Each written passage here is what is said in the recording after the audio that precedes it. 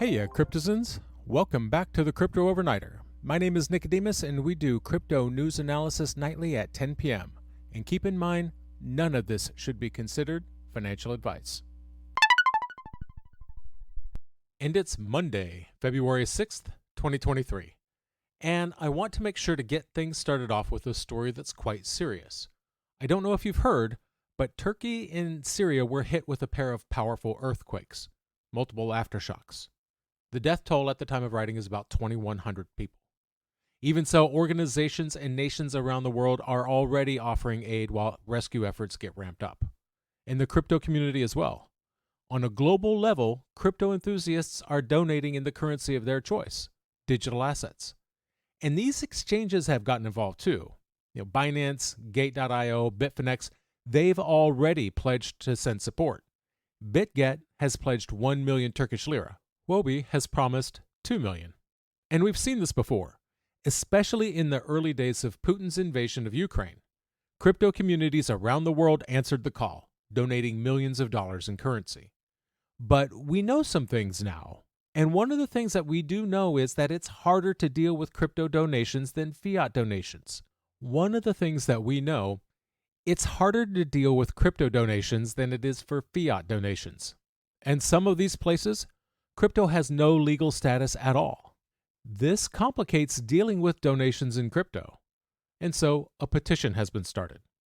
More than 40 entities from the blockchain industry have signed this petition. The petition itself asks for Turkish authorities to set up official crypto wallets and to share the addresses of those wallets. That's one of the things that we learned from Ukraine's invasion. Set up crypto donation wallets to avoid scumbag scammers looking to take advantage of somebody else's suffering. And that's about as much as I know on that situation. I don't know that the Turkish government has set up those wallets yet. I don't know what aid, if any, is going to benefit Syria. As soon as I have more information on where and how to donate, I'll make sure to share that out. Now, from Turkey and Syria, it's a quick hop over to Italy. And Italy is wisely getting ready for MiCA, the European Union's Markets in Crypto Assets regulations. Ignazio Visco is the governor of Italy's central bank. Now, he said that the central bank is looking for ways to use distributed ledger technology. He said the central bank is, quote, focused on the need to identified areas.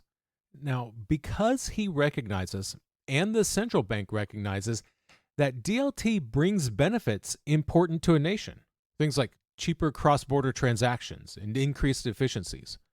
Visco said the market needs regulating, that these regulations are needed to defend their economy against, quote, highly risky instruments and services that divert resources from productive activities and collective well-being. Now, he said that collective well-being and productive activities, they come from crypto regulations.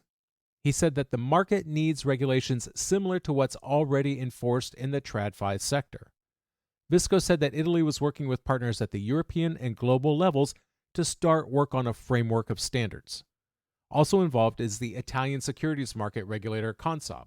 The Ministry of Economy and Finance will be on hand for, quote, authorization and supervision activities. Now, if Italy wants to become a crypto hub, they've got some competition already. Miami, New York, Texas, London, they've all expressed a desire to become the crypto capital of the world. Now, I think this will be a tougher row to hoe for Italy. Italy has a 26% capital gains tax on crypto trades over 2,000 euros. Now, they have another plan too.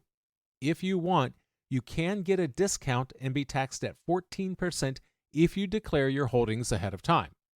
The idea there is that that's a way to get Italians to declare their holdings.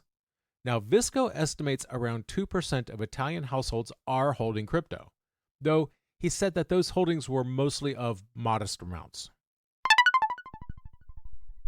Hong Kong is putting out the Help Wanted sign. They're looking for crypto-savvy folks to, quote, better supervise the local crypto markets. Now, this comes to us from a Securities and Futures Commission report filed on February 6th. In fact, they're adding 4 new positions to keep an eye on the local virtual asset providers. They're expecting the net result of this will be to, quote, better assess the compliance and risks of letting average traders trade assets on approved platforms.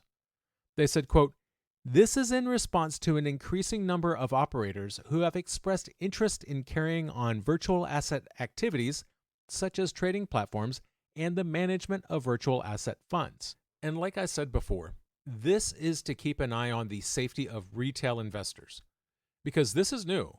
Previously, trading platforms in Hong Kong were only allowed to serve professional traders or traders that had a portfolio of at least $1 million. Now, we covered that here last December. A new licensing regime has been introduced as an amendment to their anti-money laundering and counter-terrorist financing bill. That said, it doesn't actually take effect until June of this year. And while that's a lot of time for regulators and local businesses to get ready for the change, it does take time to hire and train people. Now, Hong Kong, like Italy, is committed to becoming a Web3 hub. To that end, they're donating $500 million. That money goes to a fund to push mass adoption. However, like many places, algorithmic stablecoins need not apply. In fact, the Hong Kong Monetary Authority recently put out a statement specifically saying so.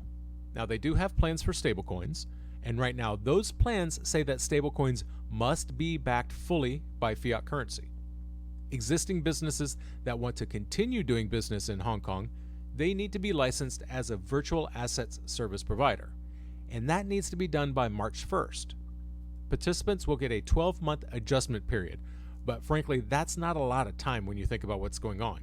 There's going to be a lot of applications. Even approving just one exchange is going to be a lengthy process. I think they're going to need more than 4 new staffers. 2 members of the Securities and Futures Commission came out saying that the agency is already short-staffed. They said, sure, they have 5 to 7 people to work on virtual assets, but those people can be pulled off for some other detail at any time. So yeah, 4 just isn't going to cut it. UK crypto companies could face jail time just for the wrong advertisements. Yep, the Financial Conduct Authority put crypto firms on notice Monday. The message is, get ready for the new rules on ads. Failure to do so may mean a couple of years in prison. So these new rules are still kind of loosey-goosey at the moment. That said, the FCA said that the new rules would be similar to rules around other high-risk assets. They said advertising campaigns must be clear and fair, and they also want a 24-hour cooling-off period to reconsider foolish purchases. The statement said, quote, "This regime will apply to all firms marketing crypto assets to UK consumers regardless of whether the firm is based overseas or what technology is used to make the promotion. Acting now will help ensure that they can continue to legally promote to UK consumers." Now, last year, the UK started making noises that they were going to revamp their ad rules. And last week, the Treasury said companies registered for money laundering purposes already have full rights to set up new campaigns. South Korea's Financial Services Commission published some new guidelines. And these guidelines cover which blockchain version of traditional securities will be regulated under South Korean markets rules. This is in preparation for coming regulations that will institute security tokens. Now, we know that lawmakers from South Korea are looking at 17 different crypto-based regulatory frameworks. This is meant to result in something called the Digital Asset Basic Act, or DABA. DABA is intended to become the legal framework that covers all of South Korea's crypto industry. Covered under this act would be digital assets that give a stake in business operations, dividend rights, or a share of corporate profits.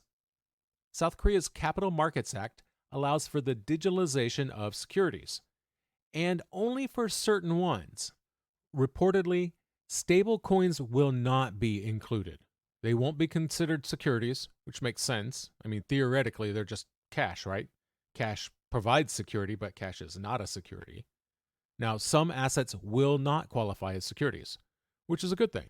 Digital assets with no issuer, like Bitcoin, then there's no expectation that anyone is required to, quote, fulfill the obligations commensurate with the investor's rights. That said, any of these security tokens must be issued and distributed according to the rules of the Capital Markets Act. The Delaware bankruptcy judge covering the FTX bankruptcy still has not made a decision on whether or not to appoint an independent examiner. Now, he shows that he's full of hope. I say that because he's waiting to see if the lawyers can come up with a, quote, consensual resolution. I'm not as hopeful as all that. Now, as we talked about last night, the U.S. trustee has requested an independent examiner for the bankruptcy. In fact, the trustee would rather have that happen than to subpoena Sam's uncooperative family members because of the costs. And cost is the concern of the FTX debtors. They say that the expense of bringing in an examiner is just too much. Also, there are security considerations at work as well. James Bromley is a lawyer for FTX, Alameda Research, and other debtors. He said, quote, "It's simply going to be a duplication of effort and an enormous amount of expense. We do not have enough money to pay back all our creditors." And he said, just because FTX has $1.2 billion in cash doesn't mean FTX is flush with money. As he puts it, the debtors need $8 billion in cash. And frankly, this is exactly why Congress stood up the bankruptcy code to begin with. The rules are amazingly clear. So unless both sides agree to back off on this one, he's probably going to end up having to appoint a special examiner. Now, one question to consider. John J. Ray III. He's the guy handling this case. He's the guy who handled the Enron bankruptcy. He said an independent examiner's report can cost up to $90 or $100 million. No evidence that any of those professionals or this examiner to be appointed would be any more independent than FTX's staff and hired experts. Now, I question that because lawyers can run up to $2,000 per hour. And really, let's say they're exactly the same cost.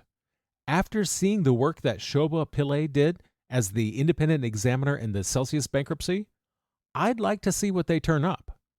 As it stands, on Wednesday, the judge will hear from the U.S. trustee, FTX debtors, the creditors committee, and liquidators. On Monday, the judge acknowledged the cost, potentially hundreds of millions of dollars. And so he talked about setting a budget. Arguments went on for 5 hours, and after closing arguments, the judge invited them to speak in private in his conference room to reach some sort of consensus. Good luck with that. Meanwhile, CFTC Chair Rostin Benham is continuing to make his pitch to have the Commodities Future Trading Commission regulate crypto. In fact, he said the agency is already well positioned to take on the job should Congress decide that's the thing to do. Benham said the CFTC is, quote, working towards another strong year of precedent-setting cases. He points to the turmoil in the markets as evidence of the need for regulation. He was speaking at an American Bar Association meeting when he said, quote, the bankruptcies, failures, and runs only validate that action is needed. The ecosystem is vast, will not vanish, and needs comprehensive legislation. Now, so far, the CFTC has brought forth 69 enforcement actions involving digital assets. Included that is a somewhat controversial UkiDAO case. This case alleges that the DAO had been running a futures exchange illegally. And of course, the CFTC, as well as the SEC and various state agencies, have been busy bringing charges against Sam Bankman-Fried, FTX, and Alameda Research. Cybersecurity threats are also on Benham's radar. He said, quote, the growth of cybersecurity threats to financial institutions is well documented and widely recognized as an important and increasingly urgent problem. In the past, the CFTC has fined companies for not following specific cybersecurity policies. And that's going to do it for us tonight. I want to thank you, my listeners, because when you stop listening, I will stop talking.